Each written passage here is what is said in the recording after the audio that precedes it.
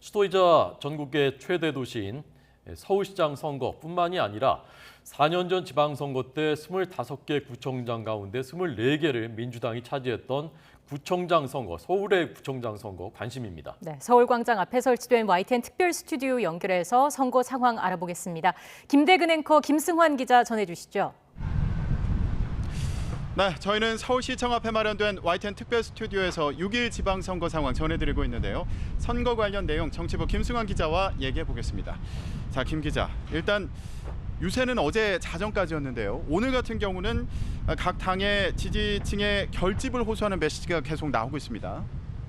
네, 현재 예상 밖으로 투표율이 저조해서 저마다 각 당마다 투표해달라고 호소하고 있습니다. 먼저 국민의힘 이준석 대표는 SNS에 선거는 여론조사가 아니라 투표로 결론이 난다면서 수고로워도 지금 가달라고 호소했고, 또 박홍근 민주당 원내대표도 투표로 선택해주면 내 삶이 달라진다면서 일 잘하는 일꾼을 뽑아달라고 말했습니다. 이 밖에도 여야 의원들이 앞다퉈서 지금 현재 투표해달라고 올리는 상황입니다. 네, 끝까지 포기하지 말고 한 표를 행사해달라, 이런 호소로 읽히는데요.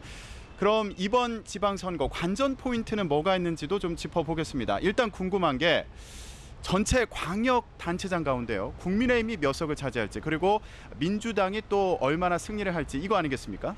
네, 일단 국민의힘은 17개 광역시도 가운데 8, 9곳 정도를 승리를 목표로 하고 있습니다. 김기현 공동선대위원장은 오늘 라디오에 나와서 수도권과 중부권 등 상당수 지역에서 박빙이라며 100에서 200표 차이의 아슬아슬한 승부가 될 수도 있다, 이렇게 전망을 했습니다. 네, 국민의힘 같은 경우에 이제 9석을 넘어서 9 플러스 알파를 얻어가겠다, 이런 얘기도 나오고 있고요. 그런 거 이제 목표로 하고 있는 그런 상황인데, 그렇다면 민주당은 어떤가요? 민주당은 좀 목표치를 시간이 갈수록 낮추는 것 같기도 하더라고요. 네, 민주당은 선거 초반에는 8곳 정도를 목표로 잡았다가 현재는 5, 6곳 정도로 하향 조정을 했습니다. 기존 텃밭인 호남에 격전지 한두 곳을 더해서 이기면 선방이라는 얘기인데, 이 또한 좀 쉽지 않을 수도 있을 것 같습니다. 네, 자, 이렇게 전체 판세를 보는 것도 중요한데, 과연 경기지사 선거를 승패 기준으로 얘기하는 경우도 있으니까요. 예, 과연 경기지사 선거에서 누가 이기느냐, 이게 중요하다, 이렇게 얘기하는 거, 왜 그런 얘기가 나오는 겁니까?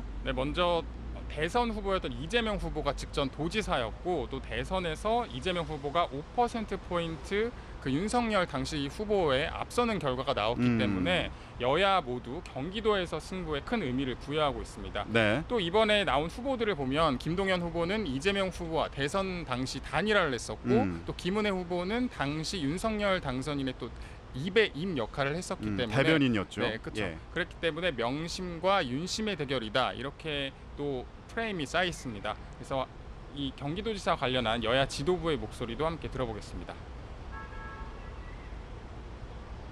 경기지사의 승리가 이번 지방선거의 승리다, 이렇게 저는 규정을 하고 있습니다. 경기지사직을 탈환하려고 모든 그런 화력을 지금 집중 붓고 있습니다. 경기도에 이재명의 경기도 산인을 지우겠다. 16년 동안 집권했던 그 과거의 경기도로 돌아가겠다는 것입니다. 네, 정리를 해보자면 국민의힘이 광역단체장 과반 이상을 차지하면 새 정부 국정 운영에 탄력을 받겠죠. 예, 또 민주당도 7곳 정도 승리를 한다면 선방하는 거다, 이런 분석도 나오고 있는데, 그렇게 되면 대선 패배 분위기를 반전하는 계기가 되지 않을까, 이런 생각이 들기도 하고요. 그런데 다만 여기에서도요, 경기도를 누가 차지하느냐에 따라서 해석이 좀 다를 것 같아요. 네, 일단 더불어민주당 입장에서는 경기도가 민심의 바로미터다, 이렇게 말할 정도로 굉장히 중요한 지역이고요. 또 이는 그 경기도의 유권자가 전국 시도 중에 가장 많고, 또 대선에서 이재명 후보의 지지 기반이기도 했기 때문입니다. 네. 또 여기에는 경기도의 득표율에 인천 계양을 결과와 맞물려서 이재명 후보의 입지, 또 민주당의 정권 견제론에 얼마나 영향을 줄 것인가, 이렇게 또 전망해 볼 수가 있고요. 네. 또 국민의힘 입장에서는 이런 경기도에서 승리한다면 안정적인 국정 운영의 지지세를 확인하기 때문에 여야가 사활을 걸고 있습니다. 네, 윤심이냐 명심이냐, 명심이냐 윤심이냐, 네, 이걸 가르는 바로미터가 바로 경기지사 선거다, 이런 분석이 나오고 있는데요. 자, 그렇다면 서울시장 선거 상황은 어떤지도 좀 살펴보겠습니다. 국민의힘 오세훈 후보는 2006년도에 처음 서울시장에 당선이 됐고요. 이제 4선에 도전을 하는 상황입니다. 민주당 송영길 후보는 인천을 떠나서 서울시장에 출마를 하는데 이 점과 그리고 대선 패배 책임 있는 지도부가 다시 선거에 나서는 게 옳은 거냐, 네, 이런 논란이 있기도 했습니다. 그런데 서울을 포기할 수 없어서 출마하게 됐다, 이런 입장을 밝히기도 했죠. 자, 이렇게 그동안 바쁘게 달려온 두 후보들, 오늘 움직임은 없습니까? 네, 어젯밤까지 두 후보 모두 숨가쁜 일정을 소화했기 때문에 오늘 별다른 일정은 없습니다. 먼저 송영길 후보는 7시 반쯤에 출구조사 결과 발표를 시청하러 지금 시청 뒤편에 있는 캠프에 올 예정이고요. 오세훈 후보도 오늘 휴식을 취하다가 출구조사 발표에 맞춰서 역시 이 근처에 있는 캠프를 찾을 계획입니다. 네. 아까 보니까 캠프 사무실이 다 근처에 있더라고요. 예, 네, 조금 있으면 이제 후보들이 그곳으로 와서 선거 상황을 좀 지켜보겠군요. 자, 이번 서울 선거에서 주목되는 부분이 또 있습니다. 서울시장 얘기를 해봤는데 이뿐만 아니고요. 구청장 그리고 서울시의회 구성이 어떻게 될지 이것도 참 궁금한 상황인데요. 오세훈 후보가 이런 얘기를 했더라고요. 시의회 3분의 2만 이기게 해달라. 네, 그동안 서러웠다. 이런 얘기를 했어요. 네, 그동안 지난해 서울시장 보궐 전까지만 해도 서울 전체가 파랗게 물들었다. 민주당의 색인 파란색으로 전부 물들었다고 할 정도로 민주당이 지지세가 강했습니다. 네. 4년 전 지방선거에서 모든 구에서 박원순 후보가 앞섰었고 또 구청장도 서초구를 빼고는 모두 석권을 했고요. 또 시의회의 비율을 보면 민주당의 비율이 90%가 넘었기 때문에 오세훈 시장이 어떤 정책을 추진하려고 해도 항상 이 민주당 시의원들의 어떤 제지를 받을 수밖에 없었겠죠.